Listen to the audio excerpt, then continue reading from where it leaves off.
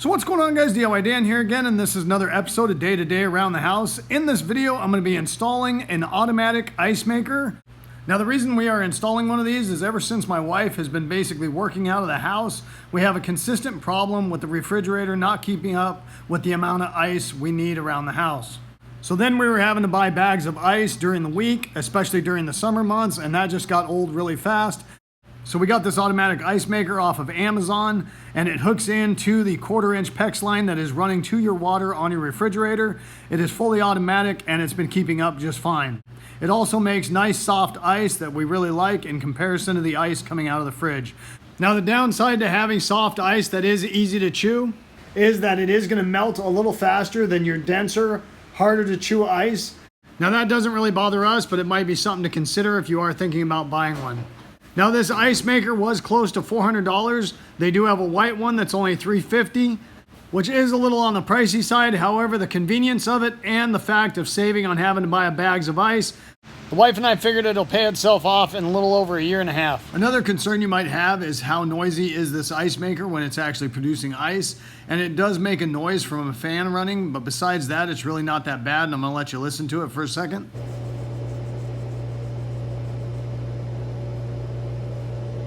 Now, we are Amazon affiliates, and I will put the links to the ice maker and the other accessories that I added to this system in my description if you want to get any of those coming. And let's get to it.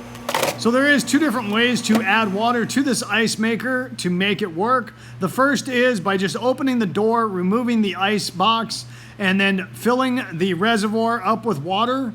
And then go ahead and put your storage box in and close the door, and you're ready to go until that reservoir runs dry of water. Now, us personally, we never intended on using it this way, but I was just showing you this as a reference. One thing I did notice with a couple times that I did fill it this way is that that bin does have holes in it. So as soon as you pull it out, you're leaking water all over the place. So you do need to be prepared for that if this is the way you're planning on filling it. Now, the only time this really matters is when you go to fill it. Obviously, when you're just pulling it out to get ice, it's going to stay on the door of the ice maker, and that water drains right back into the reservoir, so it only is going to happen when you remove that storage bin completely in order to fill it up with water. The second way to supply water to this ice maker is by running a 1/4-inch PEX line to it, which is what we're about to get into. Now, we actually teed it into the line that was going to our refrigerator for its water and ice. However, you could tee into under a kitchen sink as well if that's the way you want to go. The first thing you're going to need to do is remove the supply line cap that they have on the back of the ice maker. On these quick disconnect style of PEX fittings, there is a collar, and you need to push in on the collar while pulling back on the line or cap in order to remove it. Sometimes pushing in the collar can be a little problematic if you're having a hard time. Sometimes it is easier to push the hose in towards the fitting. That helps push the collar in, then hold the collar, and then pull and twist on the hose to remove it. One of the other ways I've found to make it easier with ones that are being obnoxious is get a 1/4-inch wrench, because it fits perfectly around the hose, and you can use that wrench to push the collar in while twisting and pulling on the hose. Now, because of the way our kitchen is set up, we actually have a little piece of countertop that worked amazing to set this ice maker basically right next to the refrigerator, which is exactly the place I want to pull off and tee into the line going to the water and ice for the refrigerator in order to supply the ice maker. So right here, I'm just moving the refrigerator out so I can access that water line. Once moving the refrigerator out, I just grabbed a 3/8 drill bit and I drilled a small hole through the wall between that countertop and the refrigerator area, so I could run my 1/4-inch PEX line through that hole and have a nice clean look to it when it's all put together. Now, because I have had a refrigerator line actually blow in the ceiling of my house before, I actually did not use the line that came with the ice maker. I have some super heavy duty 1/4-inch PEX line that I got from an actual plumbing company, and that's what I used to supply this ice maker. I just didn't want to risk any cheap hose that they might have sent with the ice maker possibly blowing in the future. I ran the heavy duty 1/4-inch PEX line through the 3/8 hole that I made in the wall between the two. And then I went ahead and tried to shut off the ball valve for the refrigerator line coming out of that wall. Now, because my name is Dan, this did not go as smoothly as I had hoped. I shut the ball valve off, but then when I went to cut the line to add the line going to the ice maker, Apparently my ball valve was completely broken and not shutting off the water supply, so then I had a little bit of a mess on my hands. That is.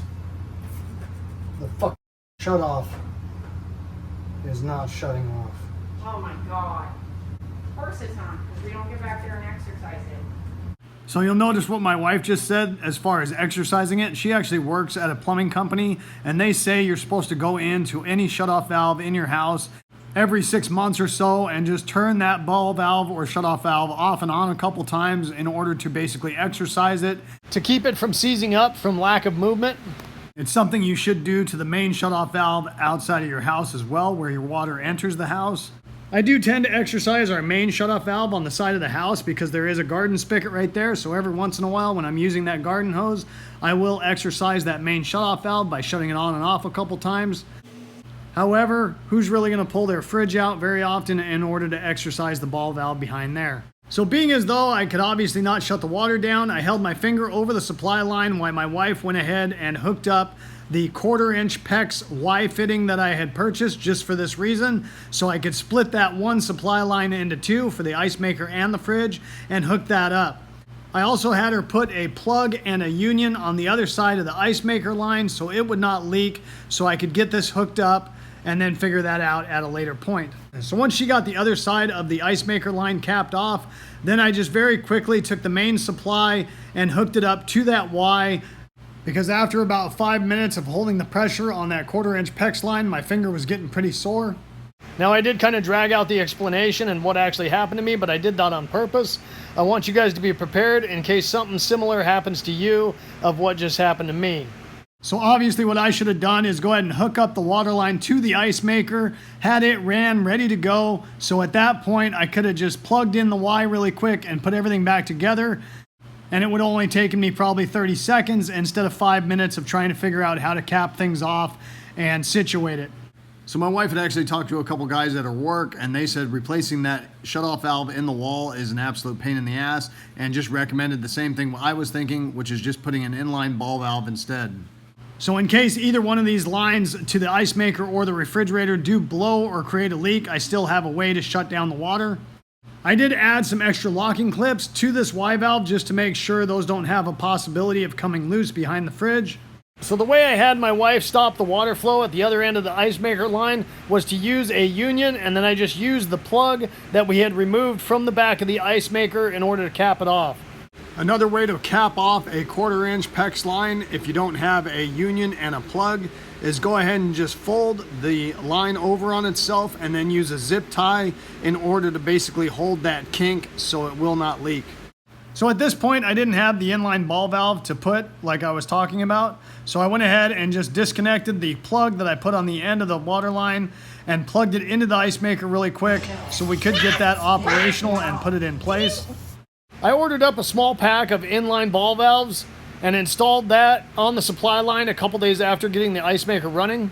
So here is the end result after adding the inline ball valve. I put locking clips on that ball valve as well. I also added a tubing clamp to the 1/4-inch PEX line to help hold it.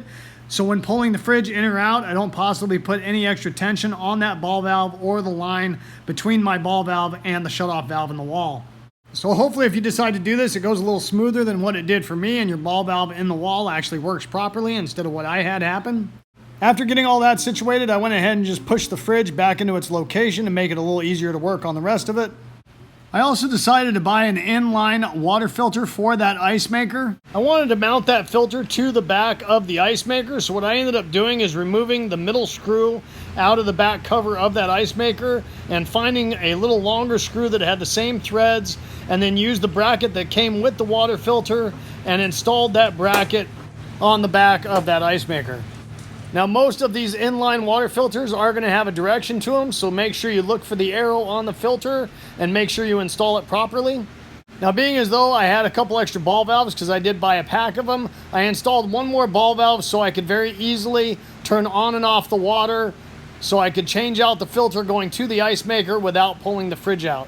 So real quick, I'm going to go over the final setup of how I did the plumbing. So right here I've got the main supply line coming from the shutoff valve in the wall for the refrigerator. I have my ball valve that I added because the shutoff valve in the wall took a shit. I have a short piece of 1/4-inch PEX tubing and then my Y fitting so I could split off and go to the refrigerator as well as take the other line through the wall and over to the ice maker. Then I have the extra inline ball valve that I added so I could easily change out the filter going to the ice maker without having to pull the refrigerator out. Another short piece of PEX tubing and then the filter, and then another short piece of PEX tubing and into the ice maker. I did insert the little locking clips on all of those PEX fittings just to ensure that hopefully no lines were going to come popping off for whatever reason. I also made the line longer than it probably needed to be. However, I did like the idea of being able to pull that ice maker out and setting it on a TV tray in order to change the filter or do whatever maintenance we might need to accomplish on it. Once you do have everything plumbed in, then all you're going to do is go ahead and plug in that ice maker and set the ice maker up on the countertop, being careful not to pinch either the water line or the electrical cord as I set it up in place. Once you have it plugged in and the water going to the ice maker, you can go ahead and turn the on and off button to the on position. There will be a light that comes on the left-hand side of the ice maker telling you it is running. When choosing where to put this ice maker, you do need to realize you need to leave a couple-inch air gap on the sides of this ice maker so it can correctly dissipate heat when it is running. If you put it right up against a wall or something and restrict that airflow, it might not produce as much ice, or worse, you might shorten the life of your ice maker because you are making it work harder by restricting that airflow.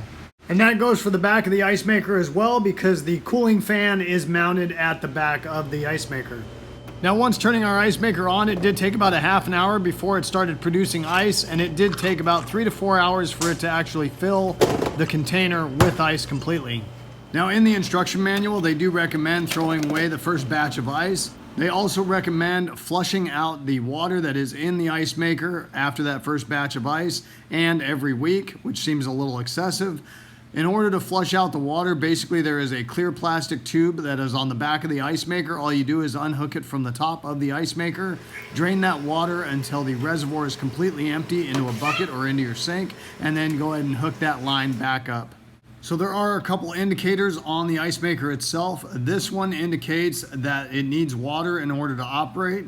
The reason it came on us, even though I was supplied to a water line, is I accidentally forgot to turn my ball valve back on. So it basically ran dry, and all I had to do was turn that ball valve back on, and it automatically went off after doing that.